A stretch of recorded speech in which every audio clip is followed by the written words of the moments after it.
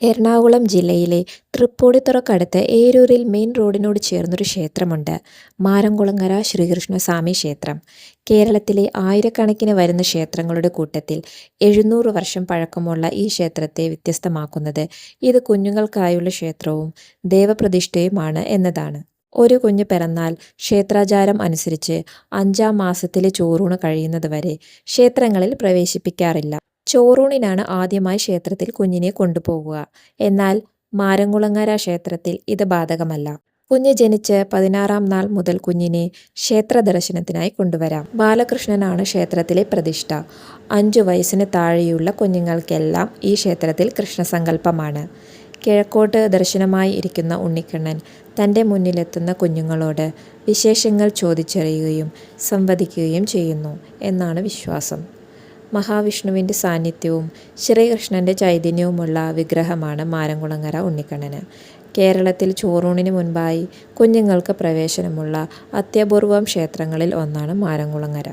ബാല്യത്തിൽ കുഞ്ഞുങ്ങൾക്ക് വരുന്ന രോഗങ്ങളിൽ നിന്നും അവർക്ക് മുക്തി നൽകി കാത്തു സംരക്ഷിക്കുന്നവനാണ് മാരംകുളങ്ങര ഉണ്ണിക്കണ്ണൻ എന്നാണ് വിശ്വാസം. അതിനാൽ തന്നെ കേരളത്തിൻ്റെ വിവിധ ഭാഗങ്ങളിൽ നിന്നും കൈക്കുഞ്ഞുങ്ങളുമായി ഇവിടെ എത്തുന്നവരുടെ എണ്ണം ധാരാളമാണ്. 700 വർഷത്തെ പഴക്കമുള്ള ഈ ക്ഷേത്രത്തിൽ വിശേഷമായ ഒരാചാരം ഉണ്ണിക്കുളിയാണ്. ക്ഷേത്രത്തിൽ എത്തുന്ന കുഞ്ഞുങ്ങളെ വിഗ്രഹ പ്രതിഷ്ഠയ്ക്ക് അഭിമുഖമായി ആൾചുവട്ടിലെ കല്ലിൽ നിർത്തി ക്ഷേത്രത്തിൽ നിന്നും നൽകുന്ന തീർത്ഥം കൊണ്ട് കുളിപ്പിക്കുന്നു. ഉണ്ണിക്കുളി എന്നാണ് ഇതിനെ പറയുക.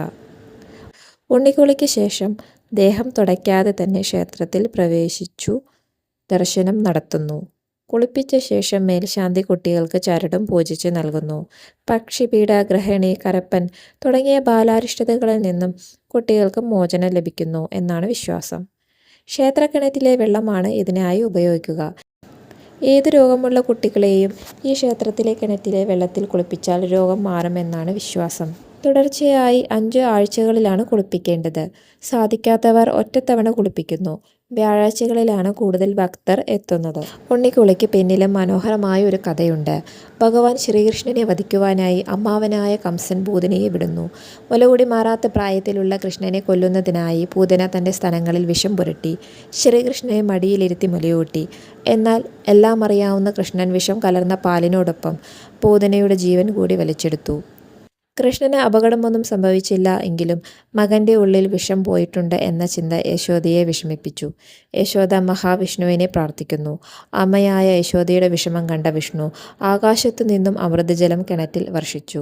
യശോദാദേവി ആ വെള്ളം എടുത്ത് ഭഗവാനെ അതിൽ കുളിപ്പിക്കുകയും വിഷബാധയിൽ നിന്നും മോചിപ്പിക്കുകയും ചെയ്തു. അഷ്ടമി രോഹിണി ഇവിടെ വളരെ പ്രാധാന്യത്തോടു കൂടിയാണ് ആചരിക്കുന്നത്.